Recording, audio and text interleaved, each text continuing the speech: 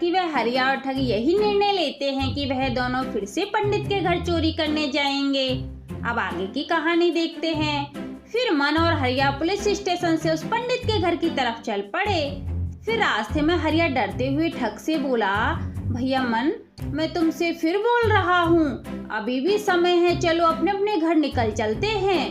तब मन थोड़ा जोश में बोला, भाई हरिया, तुम एक बात बताओ, तुम्हें मेरे ऊपर बिल्कुल भी विश्वास नहीं है क्या? तब हरिया बोला, अरे भैया मन, ऐसी कोई बात नहीं है, लेकिन तुम्हें तो उस पंडित के बारे में सब कुछ पता ही है, वह कितना खतरनाक है।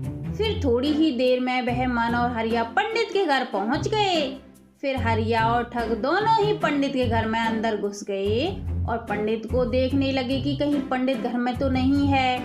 तब हरिया ने लंबी सांस लेकर मन से कहा, भैया मन, यह तो पक्का हो गया कि पंडित घर पर तो नहीं है। फिर हरिया बोला, भाई मन, अब तुम जल्दी से यह बताओ कि जब तुम यहाँ रहते थे तब पंडित अपना धन कहाँ छुपा कर रखता था? तब ठग बोला, भैया हरिया, वह पंडित वैसे तो बड़ा ही चतुर है, लेकिन वह पंडित मेरे सामने तो अलमारी में ही अपना सामान रखता था। इतनी बात होते ही दरवाजा बंद हो गया। दरवाजा बंद होते ही हरिया चिल्लाने लगा, अरे भैया मन, मैंने तुमसे बहुत मना किया था, लेकिन तुम नहीं माने। यह लो, वो आ गया पंडित और उसने फिर से हमें कमरे में बंद कर दिया।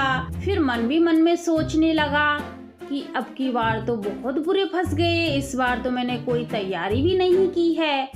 फिर मन हरिया को धैर्य बनाते हुए बोला, अरे भाई हरिया, तुम थोड़ी देर रुको तो सही, मैं अभी देखता हूँ दरवाजा किसने बंद किया है।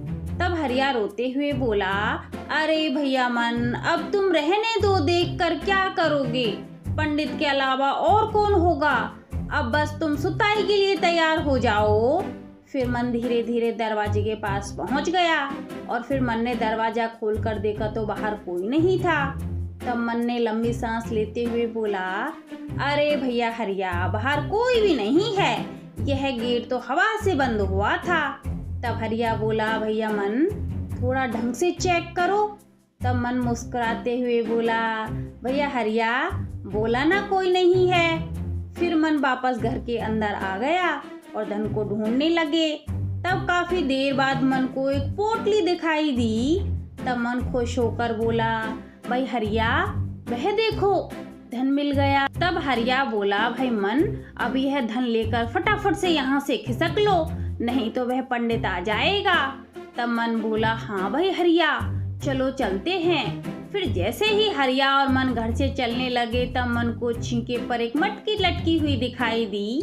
तब मन ने हरिया से कहा, देखो भाई हरिया, वह क्या है, हो सकता है पंडित ने उस मटकी में धन छुपा कर रख रखा हो।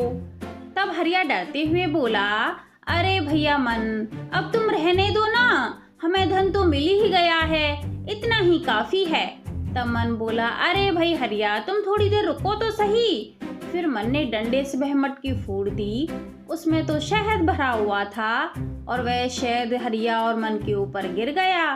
तब हरिया चिल्लाते हुए बोला, भाई मन, मैंने तुमसे इतना मना किया था, लेकिन तुम मेरी एक भी बात नहीं मानते, यह लो, मिल गया तुम्हें धन। फिर मन और हरिया जैसे ही पंडित के घर से बाहर निकले, वैसे ही मधुमक्खियों का छत्ता मन और हरिया के ऊपर गिर गया और अब तो मन और हरिया के ऊपर मधुमक्खियां चिपक गईं। अब मन और हरिया वहां से चिल्लाते हुए भाग खड़े हुए, लेकिन मधुमक्खियों ने अभी भी मन और हरिया का पीछा नहीं छोड़ा। तब मन ने हरिया से कहा, भैया हरिया, हमें जल्दी से नदी में कूद जाना चाहिए, नहीं तो ये मधुमक्खियां हमारा पीछा नहीं छोड़ेंगी। फिर हरिया और मन फटाफट से एक नदी किनारे पहुंच गए और जल्दी से दोनों नदी में कूद गए। फिर थोड़ी देर बाद जब हरिया और मन वापस बाहर आए तो दोनों के दोनों लाल हो रखे थे। तब मन ने हरिया से कहा, भैया हरिया, आज तो मधुमक्खियों ने बहुत बुरा काटा है।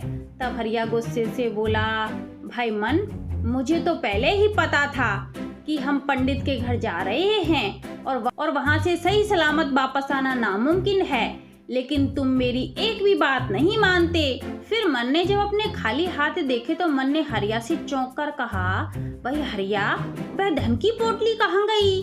तब हरिया गुस्सा करते हुए बोला, भाई मन, तुम्हें हमारी हालत दिखाई नहीं दे रही है? अभी तुम्हें धन की ही पड़ी है। फिर हरिया मन से तेज आवाज में बोला, भाई मन, अब मैं तो चला अपने घर और तुम ढूंढते रहना वह धन की पोटली। फिर मन ने हरिया को सांत्वना देते हुए कहा, भाई हरिया, हमारी हालत तो देखो, उस धन की वजह से ही तो हमें उन मधुमक्खियों ने काटा है और तुम उसी को छोड़ने की बात कर रहे हो। तब मन ने हरिया से कहा, भाई हरिया, तुम बस एक आखिरी बार मेरी बात मान लो और मेरे साथ फिर से एक बार उस पंडित के घर चलो, फिर मैं तुमसे कभी भी उस पंडित के घर जाने के लिए नहीं कहूँगा। फिर हरिया ने मन से कहा, देखो भाई मन, मैं अब उस पंडित के घर कभी भी नहीं जाऊँगा, चाहे कुछ भी हो जाए, मैं बाहर ही खड़ा हो जाऊँगा, तुम ले आना वह धन की पोटली। फिर मन हंसते हुए बोला, ठीक है भाई हरिया। फिर मन और हरिया पंडित के घर की तरफ चल पड़े। फिर थोड़ी ही देर में पंडित के घर पहुंच गए तो मन को वह धन की पोटली बाहर से ही दिखाई दे गई। फिर फटाफट से मन ने वह धन की पोटली उठाई और हरिया के पास वापस आ पहुंचा। फिर मन ने हरिया से कहा, देखो भाई हरिया, यह रही तुम्हारी धन की पोटली। तब मन ने हरिया से कहा, भाई हरिया, वह देखो बैल, आओ उन्हें भी ले चलते हैं। तब हरिया गुस्से से बोला, ना भाई ना, मैं तो चला अपने घर, तुम लाते रहना इन बैलों को। फिर हरिया दुखी होकर बोला, इन बैलों से ही तो मेरी कहानी चालू हुई थी, आज तक देख लो मेरी क्या दशा हो रही है। फिर यह कहकर हरिया वहां से आगे चल दिया। फिर मन भी हरिया के पीछे पीछे चल पड़ा।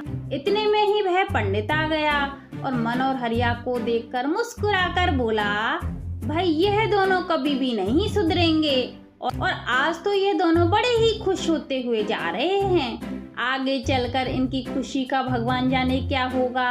फिर पंडित अंदर चला गया। उधर मन और हरिया खुश होते हुए जा रहे थे।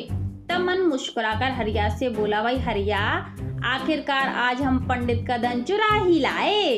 तब हरिया बोला, हाँ भाई मन, लेकिन तुम पोटली खोलकर तो देखो, इस पोटली में वैसे है क्या? तब मन ने कहा, हाँ भाई हरिया, तुम यह बात तो सही बोल रहे हो, वैसे वह पंडित बड़ा ही चतुर है। फिर मन ने वह धन की पोटली खोली तो उसमें कांच के टुकड़े भरे हुए थे।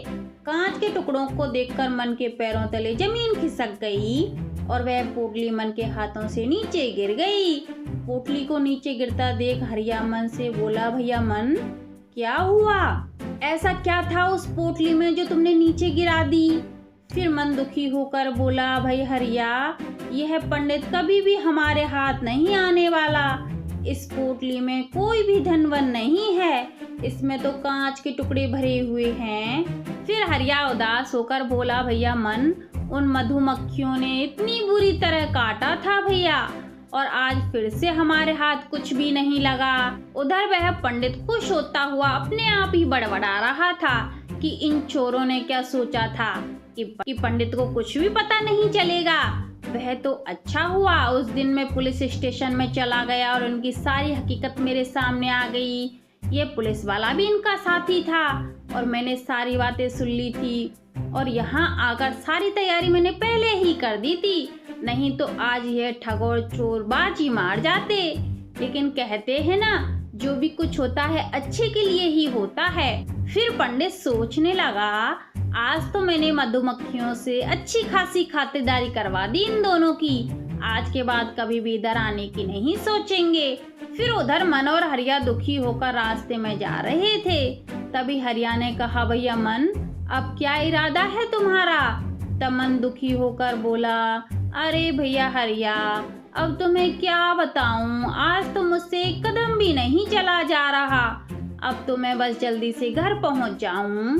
तब हरिया बोला, भैया मन, पंडित है वह, इसे ठगना लूटना इतना आसान नहीं है, अब तुम्हारी यह जिद छोड़ दो कि तुम पंडित को ठगोगे। यह बात कहकर हरिया अपने घर की तरफ चला गया। उधर मन भी अपने घर की तरफ चला गया। तो आज के लिए बस इतना ही, आगे मिलते हैं कोई नई कहानी के साथ।